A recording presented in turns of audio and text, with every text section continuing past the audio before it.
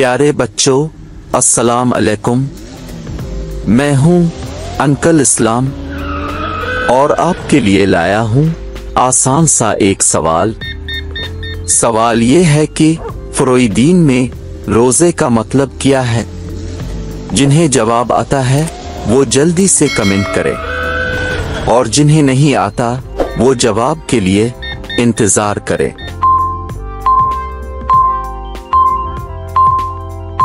जी तो प्यारे बच्चों, जवाब सुनने के लिए तैयार हो जाएं।